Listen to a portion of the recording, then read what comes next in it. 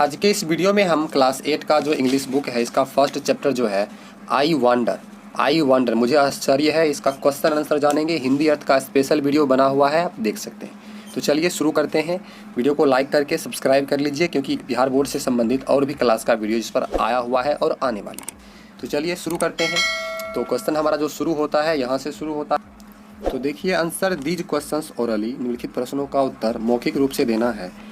What things in the first stanza tell you that the poet is curious? मतलब पहले पद में जो कवि बताए थे, क्या चीज़ जानने के लिए वे उत्सुक हैं।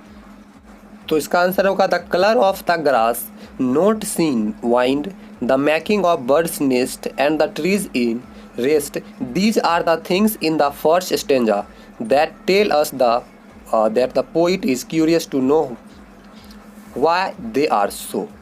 सेकेंड क्वेश्चन है why do you think the speaker calls the cloud fluffy. मतलब इसका मतलब होगा कि कभी ऐसा क्यों सोचते हैं, वक्ता ऐसा क्यों सोचते हैं कि बादल जो है फ्लूफी, हल्की है या शर्मीली है।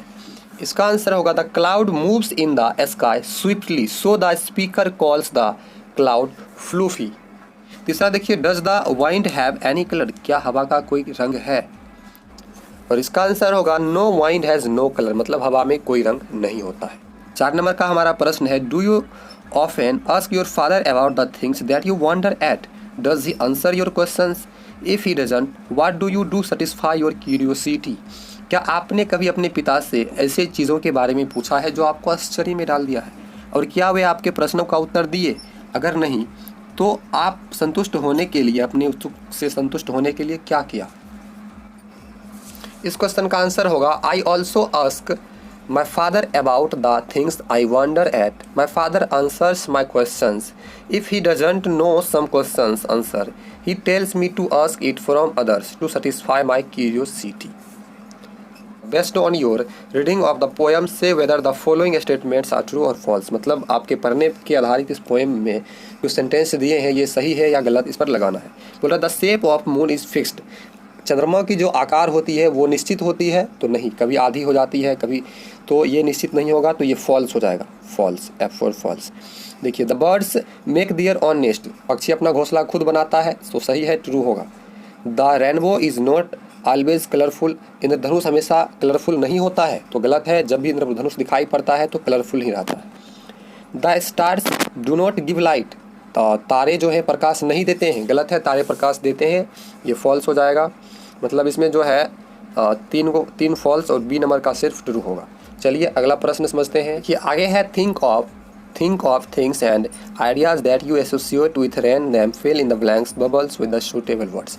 ये जो बबल्स दिए हुए हैं इसमें बारिश से संबंधित वर्ड्स को भरना, जैसे रेन, वर्षा होता है तो पहले बादल बनती है, या और भी क्या क्या चीज़ है उसके बारे में, जैसे कि हेल है, पॉन्ड, सी, क्लाउड 2 बार आ गया, यहाँ पर आप वाटर दे सकते हो, वाटर मतलब बारिश से संबंधित इसमें वर्ड भरना है, वर्षा में क्या क्या होता है तो वो। चलिए ये समझ गए। अब अगला क्वेश्चन समझते हैं, 4 क्वेश्चन। तो देखिए है answer each of the following question in not more than 50 words, मतलब 50 से ज़्यादा शब्द में उत्तर निम्नलिखित प्रश्नों का नहीं देना है। तो फर्स्ट क्वेश्चन है make a list of things that the poet is curious to know about, मतलब एक लिस्ट बनाइए जो कभी जानना चाहता है जिस चीज़ के बारे में, उस चीज़ का। इसका आंसर होगा the poet is curious to know about why the grass is green, why the wind is never seen, the poet wants to know who taught the birds to build nest, why the trees take rest, where goes the missing bit of moon, he also wants to know about lights of stars, rainbow and clouds. तो इन सब चीज़ों के बारे में कवि को जानने की उत्सुकता थी, आप इसको स्क्रीनशॉट कर लीजिए। चलिए सेकेंड का क्वेश्चन जो है, ये सेकेंड नंबर का प्रश्न समझते हैं। Who do you think is the I in the poem, मतलब आप क्या सोचते हो कि आई जो कहा गया आई वंडर, तो ये आई जो है कविता में कौन है, ए चाइल्ड एंड अडल्ट, एक बच्चा है या एक वयस्क व्यक्ति है। Give reason for your answer, अपने उत्तर के लिए कारण दीजिए। I think that I in the poem is a child, मेरे विचार से एक बच्चा है जो कविता में जिसे आई कहा गया है। He is not an adult, वह एक वयस्क नहीं है। The question that rises in his mind are the question of a child's curiosity, जो भी प्रश्न उसके दिमाग में आता है वैसा प्रश्न तो सिर्फ एक बच्चे के दिमाग में आ सकता है। Adults don't ever think of such questions. जो वयस्क व्यक्ति होते हैं वे ऐसे प्रश्न नहीं ढूंढ सकते हैं, मतलब सोच सकते हैं। I agree to the point that the speaker I of the poem is a child. तो मैं कवि के बात से सहमत हूँ कि इस कविता में जो है आई एक बच्चा है। तीसरा क्वेश्चन है what opinion do you form about the speaker. कवि के बारे में आपका क्या राय है? इसका उत्तर होगा in my opinion the speaker is a child of high mental level, he is intelligent, his mind is full of queries and questions. मतलब मेरे विचार से कवि जो है एक जो बहुत ही ज़्यादा दिमाग वाले बच्चे हैं, जिनका दिमाग बहुत ही तेज हैं और उनके दिमाग में बहुत सारे प्रश्न भरे हुए हैं। लास्ट प्रश्न है what does the question in the and suggest about the speakers attitude towards his dad.